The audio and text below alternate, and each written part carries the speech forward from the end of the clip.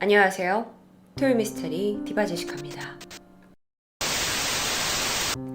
2011년 7월 22일 오후 3시쯤이었을 거예요. 노르웨이 수도 오슬로 정부청사에서 폭탄 테러 사건이 발생합니다. 노르웨이란 나라가 좀 가깝지 않기 때문에 여러분이 조금 이질감을 느끼실 수도 있는데요.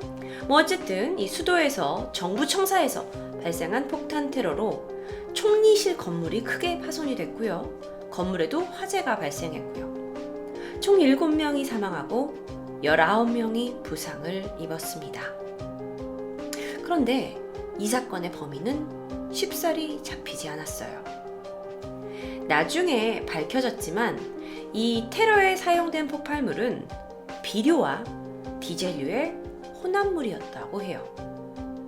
누군가가 이 폭탄물을 준비해서 여기다가 폭탄을 떨어뜨린 건데 그 범인이 또 다른 곳에 등장을 합니다. 시간이 얼마 지나지 않았습니다. 노르웨이 오슬로에서 수도 오슬로에서 북서쪽으로 30km 정도 떨어진 노르웨이의 한 섬이 있어요. 이 섬에 노르웨이 정치 한 당의 행사장이 차려집니다. 그런데 이날따라 이 섬에 청소년 정치 캠프에 참여하기 위한 700명이 넘는 10대, 20대 학생들이 모여있는 날이었어요. 학생들이잖아요. 정치에 대해 알고 싶었고, 그래서 자신이 어떠한 정치의 그 당을 지지하는지를 떠나서 일단 여기에서 이 정치를 참관하고 또 토론을 경험하는 이런 교육적인 목적으로 많은 아이들이 이곳에 참여하게 됐죠. 이 섬의 이름은 우토야 섬이라고 합니다. 여기는 육지와 연결된 다리가 없어요. 그래서 오직 배로만 이동이 가능하죠. 그런데 이곳에 초대받지 않은 한 사람이 들어오게 됩니다. 그는 경찰복을 입고 있었어요. 그래서 많은 사람들이 그냥 행사 보안을 위해서 들어온 경찰로 생각을 했던 거죠. 그래서 그의 옷 안에 숨겨진 무기를 아무도 의심할 수가 없었습니다. 하지만 물론 그를 최초로 좀 수상하다라고 생각한 사람이 있었어요. 누구였냐면 그 섬의 경비원이었죠. 자, 그가 지금 여기서 사진을 잘 보시면 여기 1번, 2번, 그 다음에 여기 중간에 3번, 4번, 5번, 6번, 다시 7번, 8번 이렇게 돼요. 자, 이건 이제 앞으로의 이 범인이 이 섬을 움직인 경로입니다. 동선이에요. 여러분, 요거를 이제 보시면서 이야기를 들으시면 조금 이해가 더 되실 것 같아요. 자, 그가 제복을 입고 이제 섬에 들어간다고 했을 땐 괜찮았어요. 근데 섬에 막상 딱 1번 위치에 선착장에 왔어요. 근데 경비원이 그의 신원을 의심하게 돼요. 그러면서 신분증을 달라 어쩌고저쩌고 하는데 이상한 거야. 왜냐면 보통은 이렇게 경찰들이 왔을 때 2명씩 다니거든요. 그런데 혼자 왔어요. 그래서 저기요 좀 이상하신 것 같아. 어디 소속이세요? 하고 둘의 대화가 시작되었지만 얼마 지나지 않아 그 경비원은 최초 희생자가 됩니다. 그렇게 1번 지역을 지난 이 사람은 무장한 채로 섬에 빠르게 진입합니다. 그리고 이 섬에는 정치 캠프가 열리잖아요. 곳곳에서 아이들이 모여 있었어요. 여기 5번 지역, 6번 지역, 7번 지역, 8번 지역, 2번 지역 곳곳에 아이들이 몰려 있는데 여기를 하나씩 방문하기 시작한 거죠. 그는 아이들을 발견하고 처음에는 얘들아 일로 잠깐 와봐봐. 야 얘들아 괜찮아 일로 와봐봐 하고 아이들을 자신에게 가까이 오도록 유인합니다. 그리고 이 순진한 아이들이 아무것도 모르고 네? 저요? 뭐지? 하고 가면 아무것도 묻지 않고 무차별 총격을 가합니다. 그런데 이 총격은 거의 학살 수준이었어요. 아이들은 힘없이 쓰러졌고요. 범인이 총을 쏘니까 도망가는 아이들 뒤에다가 등에다 대고도 총을 쐈고요. 하물며 이미 쓰러진 아이들에게까지 확인 사살을 합니다. 물론 여기에선 생존자가 있었어요. 생존자의 증언은 되게 착한 미소로 아이들 유인하고 나서 많은 아이들이 더 모였을 때 더 총격을 가했다고 해요. 자, 그러면 여긴 섬이긴 하지만 물론 건물이 있어요. 그래서 막 아이들이 총소리를 듣고 막 도망을 갔지만 일부 아이들은 또 그 총격을 피해서 건물 안에 숨어 있을 수가 있었어요. 그래서 아이들이 조용히 건물 안에 숨어 있어요.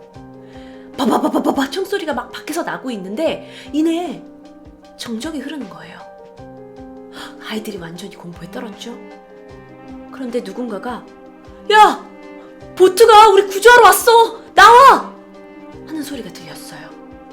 그러니까 이제 애들이니까 그래 우리를 구조하러 온 사람이 있을 거야 하고 학생들이 탈출을 위해서 건물 밖으로 막 뛰어나옵니다. 하지만 그들을 기다린 건 범인이었어요. 그 범인이 아이들을 유인하기 위해서 구조대가 왔다고 얘기한 거죠. 뛰어나오는 아이들을 향해서 그는 계속 총으로 아이들을 한 명 한 명 쓰러뜨립니다. 자, 다시 총소리를 듣고 아이들은 여전히 건물에 숨어있는 남아있는 아이들이 있었어요. 이제 이 아이들한테 총소리가 안 들리면 안 된다고 생각을 했는지 계속 총을 여기저기 쏩니다. 그런데 그때 섬 남쪽에서 헬리콥터 소리가 들려요. 하늘에서요. 그러니까 이제 숨어있는 사람들, 아이들은 이제 헬리콥터는 이제 범인이 아니잖아요. 이거는 경찰 구조대잖아요. 그래서 애들이 막 헬리콥터 소리를 막 듣고 이젠 진짜 사람들이 나를 구조하러 왔나 보다 생각하고 밖으로 나와요. 그리고 자신이 여기 있다는 걸 알려야 되잖아요. 그래서 손을 막 흔듭니다. 근데 이 헬리콥터가요, 방송국에서 이 정치 캠프를 촬영하기 위한 목적으로 띄운 거였어요. 구조가 아니었어요. 그래서 이때 또 나온 아이들이 총살을 당합니다. 물론 생존자도 있었어요. 이때 다행히 총을 맞고도 이제 관통을 했지만 수술 후에 생존한 친구도 있었다고 합니다. 결국에 그럼 이제 부대가, 여긴 지금 경찰이 올 수 없어요. 부대가 와야 되거든요. 근데 이 델타 부대라는 게 출동을 하려고 했는데 헬기를 제대로 구하지 못한 거예요. 그러니까 내륙이라는 건 이 섬 말고 본토에서. 그래서 1시간 30분이 지난 후에 부대가 배편으로 이 피투성이가 된 섬에 착륙을 하게 됩니다. 테러는 종결됐고 범인은 바로 투항합니다. 하지만 자, 다음 사진을 보시면 이게 지금 빨간색 이 점이 죽은 아이들이에요. 그리고 노란색이 부상당한 아이들입니다. 여러분이 아까 섬의 구조로 보셨잖아요. 섬을 1시간 반 동안 다 돌아다닌 거예요. 1번, 2번, 3번, 4번, 5번, 6번 지역을 가면서 다 애들을 총을 쏜 거죠.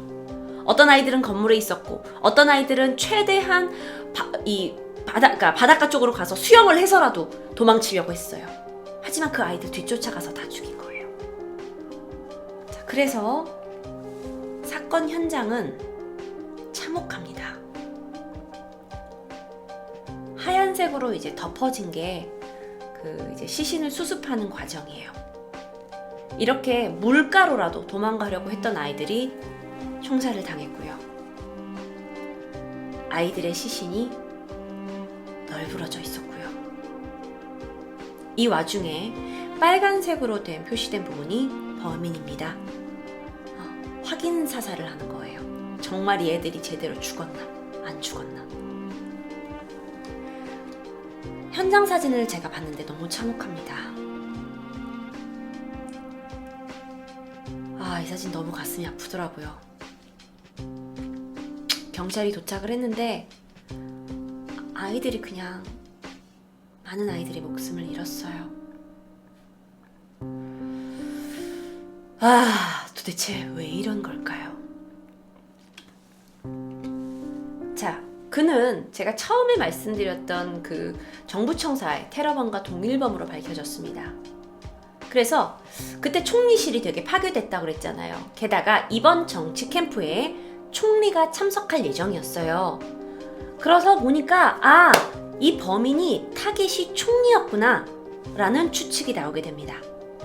자, 이게 바로 그 총리예요. 범인이 아니고. 이 총리는요, 그 노르웨이 어머니라는 별명을 가진 할렘 브루툴란이라는 총리였다고 합니다.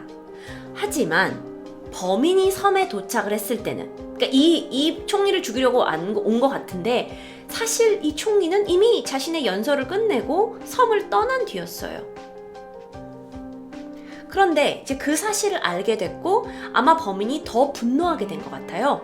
그래서 범인이 내가 별로 좋아하지 않는 이 정치 정당에 남아있는 모든 애들을 다 싹 제거해버릴 거야! 하면서 그 노동당이라고 생각하고 애들을 다 싹 죽여버린 거죠.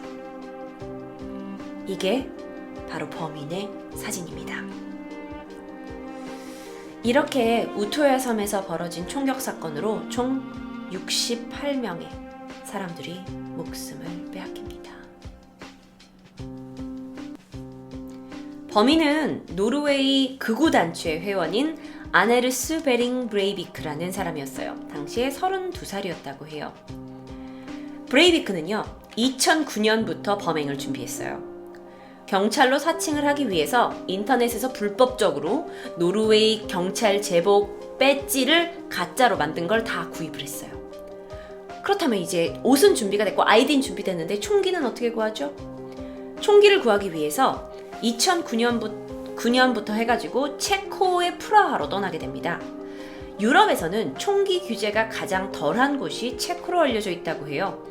그래서 프라하에서 AK-47 이런 소총, 제가 총을 잘 몰라요. 그리고 여러 권총을 구하려고 갔죠. 그리고 자기는 여건이 된다면 수류탄 또는 RPG 이런 것도 구하기를 원했다고 해요. 그런데 이제 그의 예상과는 다르게 그렇게 일반인이 그렇게 많은 총기를 한꺼번에 구입할 수 있나요? 그래서 체코 프라하에서는 총기를 구할 수 없었다고 해요. 하지만 그는 포기하지 않았습니다. 생각해보니까 노르웨이에서 합법적으로 총기를 구할 수 있다는 걸 알아내게 돼요. 왜 이게 가능했냐? 일단 그는 전과가 없었어요. 그리고 7년 전에 사냥 허가증을 취득을 해서 총 소지가 가능했던 거죠. 그래서 노르웨이의 법으로는 총기를 이제 원래 이 사람이 이제 사냥을 하기 위한 총을 한 정 가지고 있었는데 추가로 구매를 하는 건 큰 문제가 당시에는 없었다고 해요. 그래서 브레이비크가 권총 구매를 시도를 합니다. 근데 이게 사람들이 내가 권총을 구매한다 그러면 권총은 사냥용이 아니잖아. 그래서 취미 활동을 위해서 구매하는 것처럼 위장하기 위해서 스포츠 슈팅 클럽에 가입을 합니다. 자, 스포츠 슈팅 클럽에 가가지고 교육받고 막 하면서 권총 소지 허가까지 받아내요. 그리고 나서 총 34개의 권총을 구매합니다. 폭탄도 만들어야겠는 거예요. 그래서 2011년에 화학 비료를 대량으로 구매해요. 브레이비크가 구입한 비료가 6톤이었다고요. 6톤. 그래서 이 중에 이제 3톤은 쓸 수 없는 종류의, 폭탄으로 쓸 수 없는 종류의 비료였는데 이제 그게 왜 그랬냐? 자기가 폭탄으로 쓸 수 있는 것만 6톤을 사면 의심받을까봐 3톤은 폭탄으로 쓸 수 있는 거고 나머지 3톤은 그냥 비료 같은 걸 산 거예요. 치밀하죠. 그래가지고 얘가 이렇게 만드는 거예요. 그럼 이걸 어디서 만들어? 자기 명의의 농장을 샀어요. 그래서 그 농장에다가 구입한 비료를 다 갖다 놓고 거기서 폭탄을 제조한 거죠. 그러니까 이게 이 사람은 굉장히 오랫동안 이 섬에 와서 사람을 죽이기로 많은 사람을 대량 학살하기로 마음을 먹었다는 게 너무나 치가 떨리는 거죠. 자, 브레이빅은요, 범행 6일 전에 자신이 개설한 트위터에 글을 남깁니다. 자, 이게 그가 남긴 글이에요. 자, 여기 있는데요. 뭐라고 하냐면 처음이자 마지막 트윗으로 그러니까 처음이자 마지막이에요. 이거는 신념을 가진 한 사람의 힘은 관심만 가진 10만 명의 힘에 맞먹을 수 있다라는 나름 자기가 굉장히 이제 영웅 심리가 좀 보이는 심오한 말을 여기다가 남깁니다. 너 도대체 어떤 사람이니? 너 왜 이렇게 꼬였어? 이 사람 왜 이렇게 꼬인 걸까요? 도대체 어린 시절 뭘 그렇게 당했길래? 자, 이게 그의 어린 시절 그리고 다른 또 사진인데요. 브레이빅은요, 외교관 아버지와 간호사 어머니 사이에서 태어났어요. 그런데 부모는 브레이빅이 1살 때 이혼을 하셨죠. 그리고 나서 1999년 그는 굉장히 우파 성향이 강한 진보당에 가입을 했고, 그러니까 지역 청년지부에서 활동을 했죠. 즉 정치에 굉장히 관심이 많았어요. 브레이빅은 7년 동안 활동을 하다가 탈당을 하게 됩니다. 그런데 왜 탈당을 했냐? 정치에 그렇게 관심 많은데, 왜냐면 자신이 속한 진보당이 다문화 반대에 미지근하다고 생각했기 때문이죠. 그러니까 굉장히 보수적인 사람이었던 것 같아요. 그래서 이렇게 막 다문화라는 건 다양한 그러니까 인종과 이런 걸 가지고 사람들이 이제 모이는 거에 반대하는 사람의 입장이었던 거예요, 얘는. 그래서 브레이빅의 친구에 따르면 그가 이미 20대 후반이 됐을 때는 굉장히 극단주의자로 변해 있었다고 합니다. 자, 그랬던 그가 이제 이렇게 큰 테러를 저지르게 된 거죠. 조금 사진을 더 보여드리면, 그가 저지른 이 무차별한 총격 학살로 많은 아이들이 죽어갔고 또 많은 사상자를 내게 됐고요. 그런데 이 사람이요, 이후의 행보가 더 황당합니다. 사실 테러 사건도 노르웨이에서 큰 이슈가 됐는데, 브레이빅이 이제 체포가 되고 나서 다 인정했어요. 인정 안 할 수가 없었어요. 그런데 고소를 합니다. 누구를 고소하냐? 나라를 고소해요. 인권 침해로요. 이런 거 왜 많이 우리가 보죠? 범죄자들이 인권 침해라는 이유로 오히려 자기가 으름장을 놓고 막 고소를 하는 거. 자, 그러면 도대체 뭐가 그렇게 인권을 침해당했다는 건가 알아볼게요. 자, 요건 제가 조금 더 사진을 보여드리면, 이게 체포 당시의 사진이거든요. 자, 감옥에 갔어요. 그런데 감옥에 갔더니 빵을 먹을 때 버터를 충분히 주지 않잖아. 이건 인권 침해지. 아니, 커피가 뭐 이렇게 차가워? 커피를 따뜻하게 내야 될 거 아니야. 이건 인권 침해지. 야, 감옥에 로션 없어? 날도 추운데 보습제 안 줘? 이건 인권 침해지. 야, 수감실 왜 이러냐? 여기 뭐 액자나 뭐 화병 같은 거 없어? 이건 인권 침해지. 그리고 저 창문 밖으로 풍경이 왜 저 지랄이냐? 인권 침해지. 황당해서 진짜 너무 황당하죠. 그래서 노르웨이에서 이슈가 됐다고 해요. 근데 이제 무엇보다도 그가 이제 주장을 더 강력하게 했던 건, 왜 내가 다른 수감자와의 접촉이 금지되어 있냐 라는 거예요. 독방에 들어갔나 봐요. 내가 왜 독방에 들어가야 되냐? 나는 다른 수감자들과 만나고 싶다 해가지고 크게 항의를 했다고 합니다. 뭐 그러면서 이 안에서 단식 투쟁도 하고요. 나 진짜 무슨 독립운동가야? 자기가? 미치겠다. 그런데 놀라운 건요, 여러분, 노르웨이 법원이 브레이빅의 손을 들어줬다는 겁니다. 실제로 독방 수감과 타인과의 접촉 금지에 관한 부분을 인권 침해로 판단을 했어요. 참 그렇죠. 왜냐면요, 노르웨이라는 국가는 북유럽 국가예요. 북유럽 쪽은 아무래도 다른 어떤 국가들보다 훨씬 인권이나 이런 부분을 중요시하기 때문에 그게 좀 타당하다고 생각했는지 그게 손을 들어줍니다. 그래서 브레이빅이 이제 그와 관련된 소송에 당일날에 출석을 해요. 그런데 그가 어떤 행동을 하냐면, 저 왜 이렇게 이 사람 꼴보기 싫죠? 그 많은 취재진들이 몰려 있었거든요. 근데 그 카메라와 배심원단을 향해서 보란 듯이 나치식 경례를 합니다. 한 대 치고 싶죠. 자신을 굉장히 이제 파시스트라고 자칭을 할 정도로 아주 보수적이고 위험한 이 사상, 그러니까 정치 사상에 빠져 있었고, 또한 선동적인 면모를 가진 아주 위험 인물이라고 생각이 돼요. 그래서 이제 교도소 쪽에서는 얘는 이상한 애다, 그렇기 때문에 얘는 독방에 넣어야 된다, 다른 수감자한테 나쁜 영향을 줄 수 있다라고 생각을 했지만, 어쨌든 노르웨이 법정은 그의 손을 들어줬다고 합니다. 노르웨이 법률상 그에게 선고될 수 있는 최고형은요, 테러 관련죄를 적용할 경우에 징역 21년이에요. 그리고 판사가 5년에 한 번씩 형기 연장을 무한정으로 결정을 할 수가 있어요. 그런데 반인륜적인, 그러니까 사람답지 않은 행위가 적용이 되면 징역이 30년까지도 선고가 가능하죠. 2012년 8월 그는 징역 21년형을 선고받습니다. 전 노르웨이 사람들 잘 몰라요. 노르웨이 법도 모르고 한국 법도 뭐 잘 안다고는 말 못하죠. 하지만 이런 사건들을 많이 다뤄봤지만 충분히 의도를 가지고 치밀하게 준비해서 68명이나 되는 아무런 이유 없이 어린 아이들을 무차별하게 죽인 사람에게 21년형이 과연 맞는 걸까라는 생각이 듭니다.